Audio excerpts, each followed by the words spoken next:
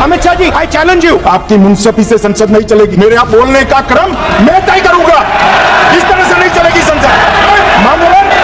मान्यवर, उनको धैर्य रखना चाहिए, उनको धैर्य रखना चाहिए मेरा जवाब सुनने का। इनकी एक एक बात का जवाब मैं दूंगा, मगर मेरे भाषण का क्रम वो तय नहीं कर सकते, मैं करूंगा, क्योंकि मैं बोल रहा हूं। ये घबराया हुआ रिस्पॉन्स है, ये डरा हुआ रिस्पॉन्स है। अब सुनिए पूरी बात, प्लीज मानिए। नो, सच्चा रिस्पॉन्स नहीं है। जब आप जीतते हो तब चुनाव आयोग महान है, जब आप हारते हो तो चुनाव आयोग निकम्मा है, बीजेपी का कहने पर चलता है। जब आप जीतते हो मतदाता सूची अच्छी है, और जब आप हारते हो तो मतदाता सूची खराब है। सर, हमने यहाँ से अंडर एज लड़कियां रेस्क्यू करी हैं। सर, एक लड़की जो 15 साल की थी, जब मैं उसको वहां रेस्क्यू करने गई तो सर उसको तहखानों में छुपा रखा था। हमें 4 से 5 घंटे लग गए उस बच्ची को उन तहखानों में से बाहर निकालने में। हमने उसका बोनेज टेस्ट कराया तो वो 14 साल की निकली। सर, उसने हमें बताया कि वो 9 साल की उम्र में बेची गई थी। हमने उसको दिल्ली सरकार के शेल्टर होम में रखवाया सर, लेकिन वो वहां से भी कुछ दिन के बाद गायब हो गई। हाई कोर्ट तक ये मैटर गया, हाई कोर्ट ने भी अपनी पूरी जान लगाई कि लड़की को वापस ढूंढ के ला सके, लेकिन सर वो लड़की नहीं मिली। आज भी मुझे नहीं पता कि वो लड़की कहां है, किस हालात में है, जिंदा है या नहीं है। हर खबर पाइए सीधा अपने मोबाइल पर। कि एसआईआर को लेकर बहुत वो चल रहा है कि 2.98 वोट कट गया है, और उसमें कोई कहता है कि भाई मुस्लिम वोट कटा है, कोई कहता है कि हिंदू वोट कटा है। ये बीच की लड़ाई बहुत चल रही है, इसमें आप जनता को क्या समझाना चाहते हो? देखो, ये सब लोग जातियों बांटने का काम करते हैं, लोग धर्मों बांटने का काम करते हैं। जब से भारतीय जनता पार्टी की सरकार आई है तब से ना तो कोई दंगा हुआ है, और लगातार हम सब एक साथ रहकर काम कर रहे हैं। मेरे सिकंदराबाद में सब लोग रहते हैं, हिंदू भी रहते हैं, मुसलमान रहते हैं। किसी मुसलमान को तंग हुआ तो बताया कोई?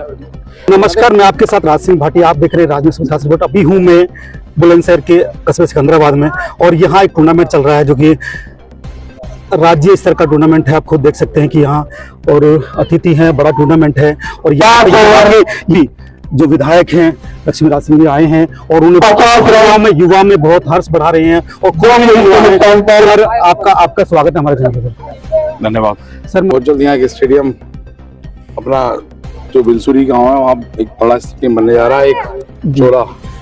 एक चोरा उस पर बनने जा रहा है, अपना कोटा के पास भी बनने जा रहा है। अभी ऊर्जा भर रहे हैं युवा में, बच्चों का लक्ष्य अच्छा होगा, उन्हें रास्ता अच्छा मिल जाएगा, और उन रास्ता दिखाने वाला अच्छा मिलेगा, तो वो एक प्रतिनिधि होता है। मेरा कहना यह है कि जब मैं एक सामान्य परिवार से आगे विधायक हुआ, कार्यकर्ता के रूप में मैंने काम किया, बूथ अध्यक्ष रहा, युवा मोर्चे में रहा, विद्यार्थी परिषद में रहा, और मैं एक सामान्य परिवार से आगे विधायक हूँ। आज तो मैं सभी नौजवानों से कहता हूँ, कोई कुछ भी बन सकता है जो आप चाहो।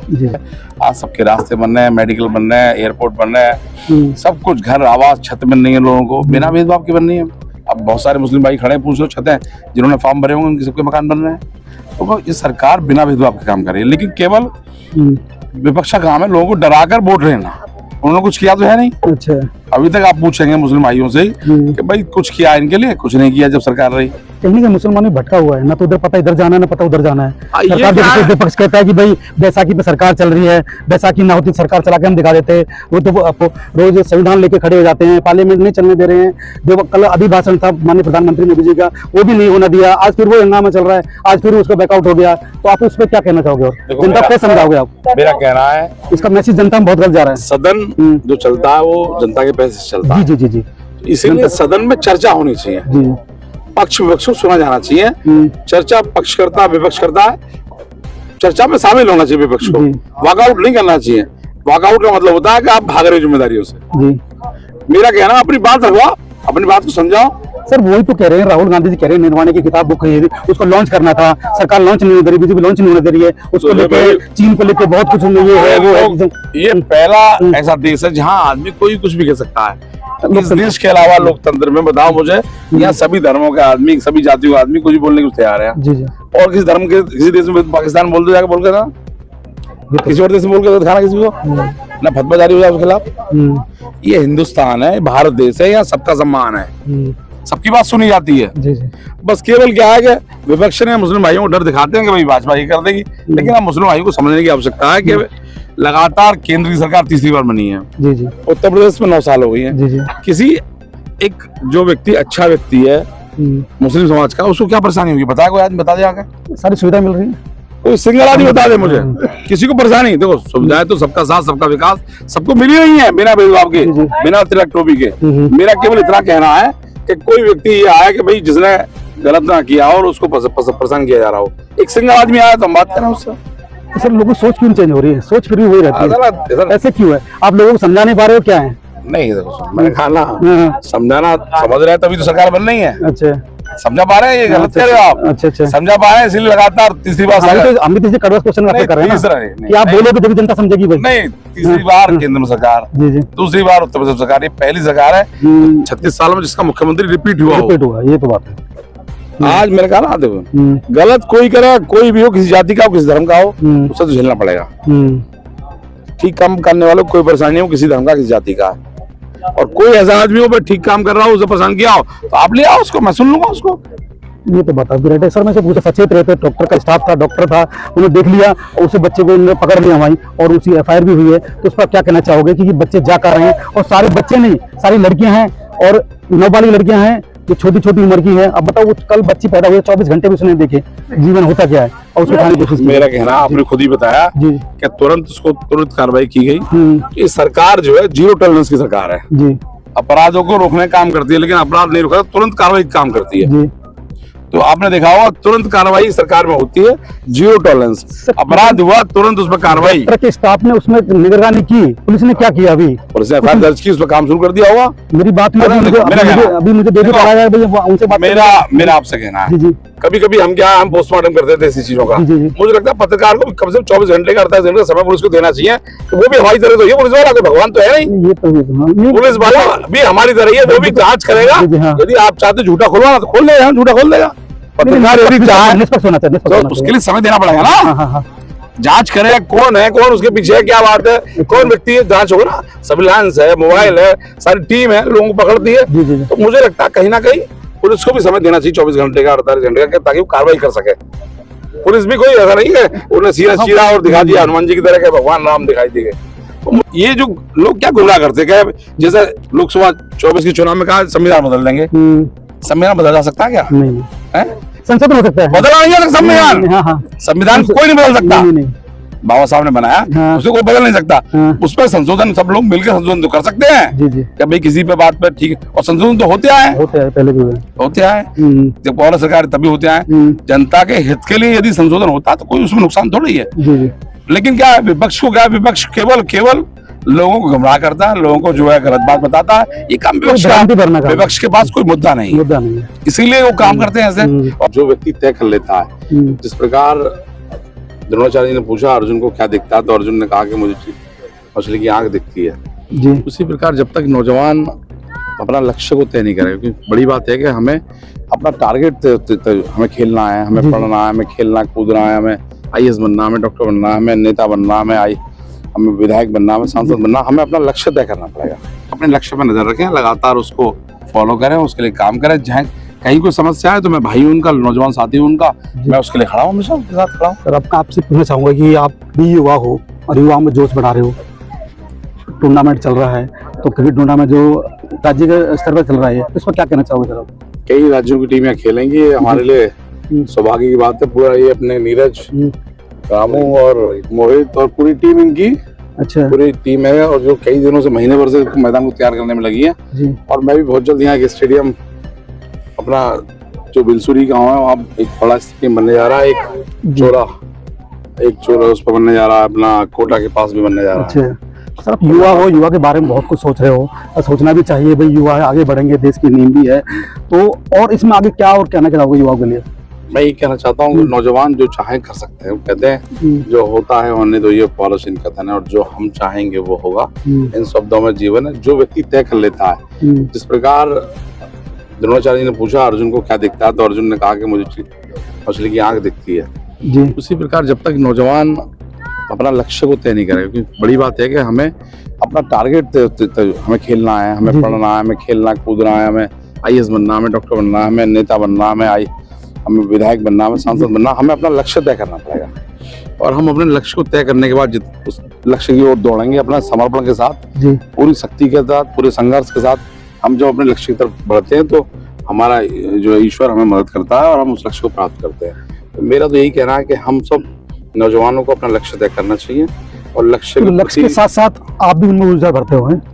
हमेशा मैं भी लक्ष्य मैंने भी तय किया, मैं आज वो ये ना अभी ऊर्जा भर रहे हो ना युवा में, अगर बच्चों का लक्ष्य अच्छा होगा, उन्हें रास्ता अच्छा मिल जाएगा और उन रास्ता दिखाने वाला अच्छा मिलेगा, तो वो एक प्रतिनिधि होता है।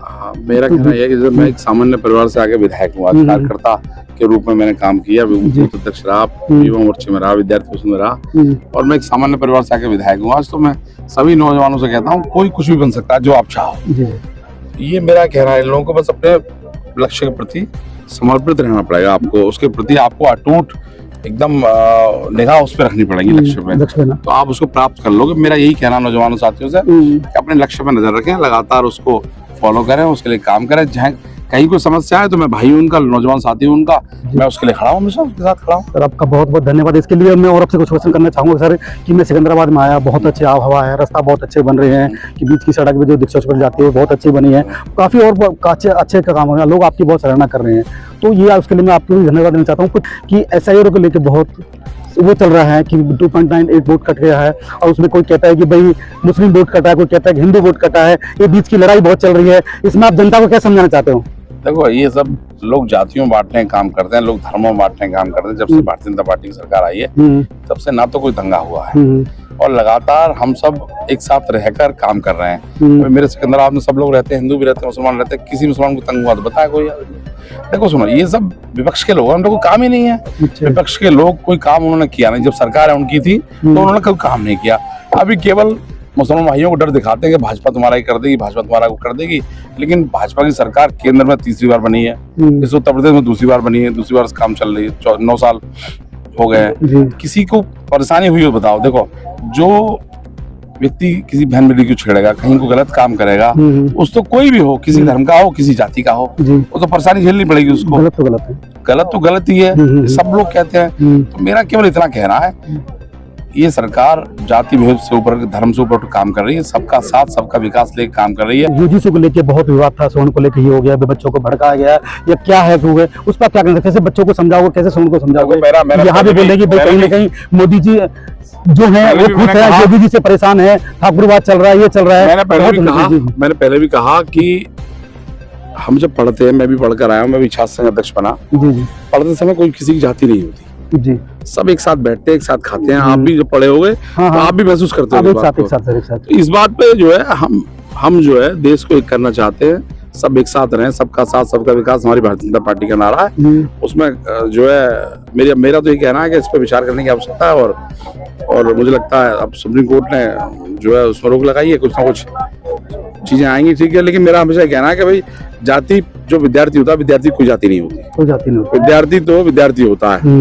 मेरा हमेशा यही कहना है। तो विद्यार्थी सबसे भी बनता है सर, वहीं सोच आती है, राजनीति में जाना है, वो IAS बनना है, क्या करना है, सारी सोच वहीं से आती है। उसके लिए देखो, मैं भी छात्र संघ में विद्यार्थी, आपने भी बोला कि फोकस मछली की आंख दिखाई दे रही है, तो वहीं से टारगेट होता है कि मुझे क्या करना है, क्या नहीं करना है। मैंने कहा ना, सारे लोग इसे कहना डिमांड और सप्लाई की तरह होती है। गन्ना सबने बो दिया तो गन्ने का रेट कम हो जाता है, सबने गेहूं बो दिया तो गेहूं का रेट कम हो जाता है, सब लोग धान ही बो देंगे तो धान का रेट कम हो जाता है। तो हमको भी देखना पड़ेगा कहाँ कहाँ जाना है हमको। तो ऐसे ही किसी को डॉक्टर बनना है, किसी को इंजीनियर बनना है, किसी को IAS बनना है, किसी को विधायक बनना है, किसी को सांसद बनना है, सारे लोग एक काम थोड़ी करेंगे।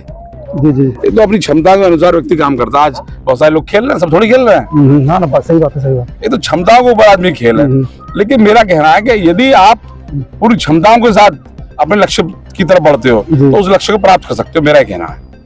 मैं इसमें मेरा 100% कहना है इस बात को कि यदि आपने कोई लक्ष्य तय किया है और आप उस लक्ष्य की तरफ बढ़ना चाहते हो। दिव्यांग खेलते हैं क्रिकेट, हाँ खेलते हैं। इच्छा शक्ति चाहिए आदमी को, किसी भी काम को करने के लिए उसके पास आदमी के पास इच्छा शक्ति होनी चाहिए। मैं बदल सकता हूँ उसको, मैं कर सकता हूँ उसको, तो कर देगा आदमी को। सर कैंसर की रिपोर्ट आई है अभी कि अभी जनवरी में 900 कुछ बच्चे NCR में गुम हो गए हैं, और कल एक हादसा रात में एक हॉस्पिटल, कस्तूरी हॉस्पिटल है, उसमें भी हुआ है, किसी ने एक बुरखा पहन के बच्चे उठाने की कोशिश की, रात के 2 बजे के टाइम में। विपक्ष हमलावर हो रहा है कि बच्चों को पता नहीं लग रहा है क्या हो रहा है, सरकार क्या कर रही है, आप ही को बदनाम किया जाता है। देखो सुनो, विपक्ष तो केवल बदनाम उसे करना है, वो तो देश को कहता है देश पीछे चल रहा है। आज देश 4थे नंबर की अर्थव्यवस्था है, आज 4 तो हाईवे बन रहे हैं। देखिए कभी हाईवे बनते उन्होंने? बने नहीं बन रहे। आज उत्तर प्रदेश सबसे ज्यादा हाईवे वाला, आज गंगा एक्सप्रेस वे शुरू होगा, सहारनपुर से लेकर सारा बस्ती सोनभद्र तक जाओगे आप रोड से।